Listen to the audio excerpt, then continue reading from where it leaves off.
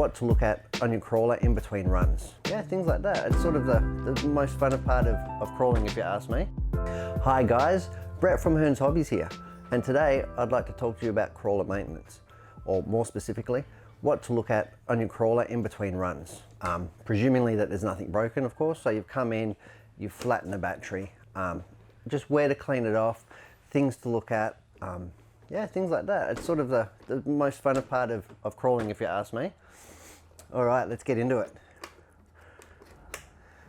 Start by taking the body off. You can see that this one here's had a bit of work. It's not ridiculously muddy or dirty.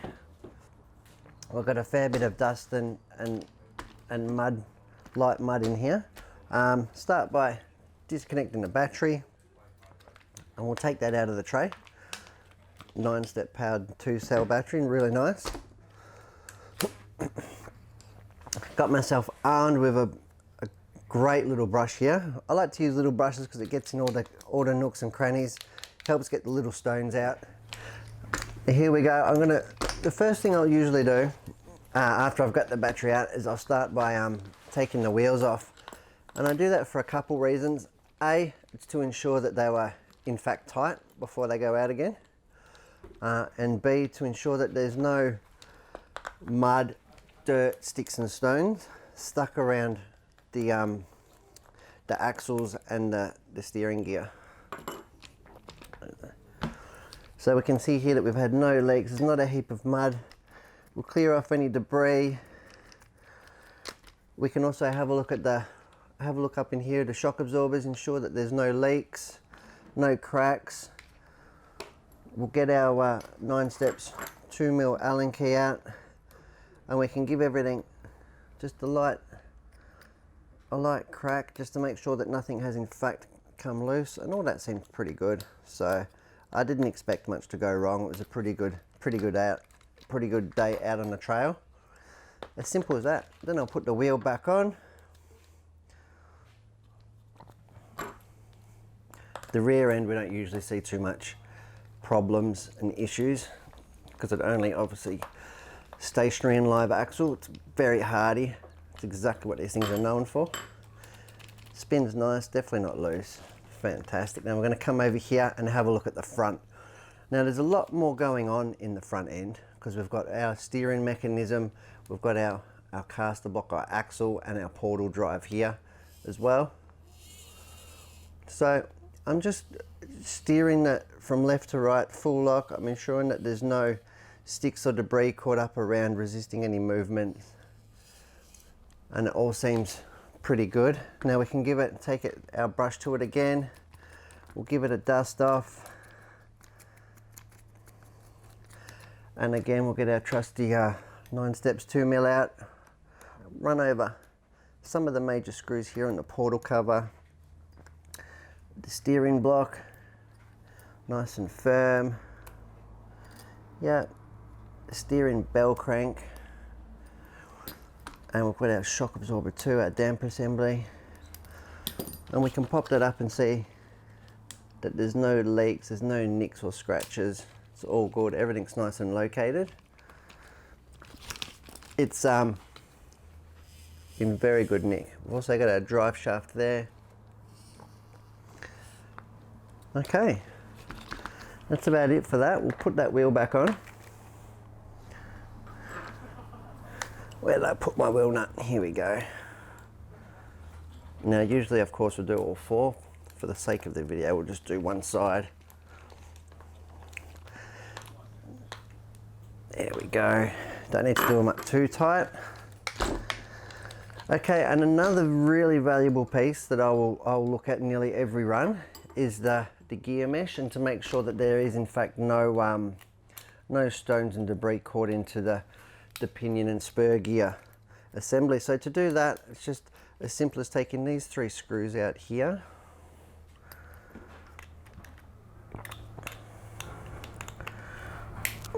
Like so.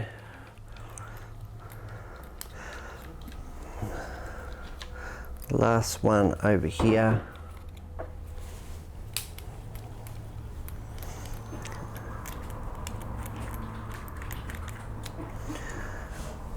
Okay, then we can get our motor cover off, and we can see up in here that there's not really any dirt or debris or mud. There's no signs of water damage being in there. At this point we can go ahead, and the motor on the TRX just slides out, so we can see really close. I usually use the blunt end of a hobby knife here. Go along, make sure there's no stones in the motor. While we're here, we can also check the motor screws and ensure that they're tight on the motor plate. As simple as just, yep. Then while the motor's out, you can see the motor's completely out of the car now. We'll have, we just spin it nice and smooth by hand. And what I'm looking for is in the spur gear, up in here, is if there's any stones, mud or debris actually in there.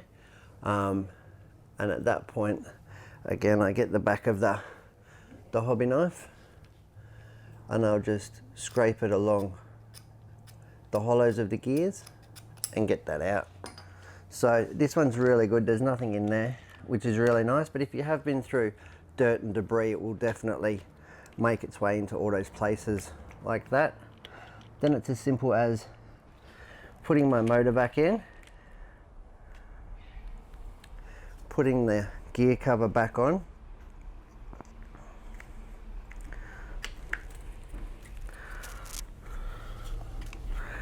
and the crawler, affectionately known as Ruby, is actually in really good condition. To be careful not to drop the screws like I just did. Take a bit of practice. And the thing I like about working on your crawler as well is that it helps you stay on top of your maintenance. So these will have wear and tear. So before something does actually break and fail when you're out having fun, you can replace it in between crawls, so you know what's wearing and what needs replacing before it actually breaks and can do more damage. Get these screws nipped up. You don't need to swing off these screws, they're only plastic threads. That said, Traxxas do use ridiculously good plastics, so their screws and their threads are really nice.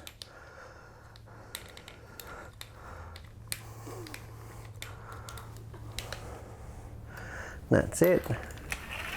We'll spin that over by hand. Again, we'll make sure that there's no abnormal noises or anything.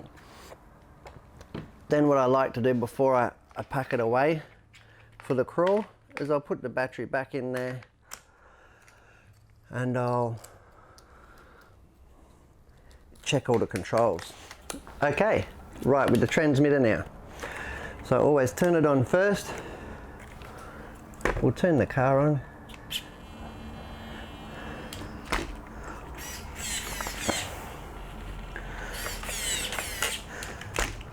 Now what we're looking for, obviously, is that we've reassembled it. In fact, the steering is nice and smooth both ways, as suspected. There's nothing loose, everything's pretty clean. And the last thing then we'll do is go through the beautiful gear mesh. No noise, no stone stuck in there. We'll flick it up into second gear. Working perfectly. The diffs, we'll open up the front one. Yep. We'll open up the rear one. Yep. Lock it all up. Beautiful. All the controls checked. Car off. And that is the end. I'll take the battery out.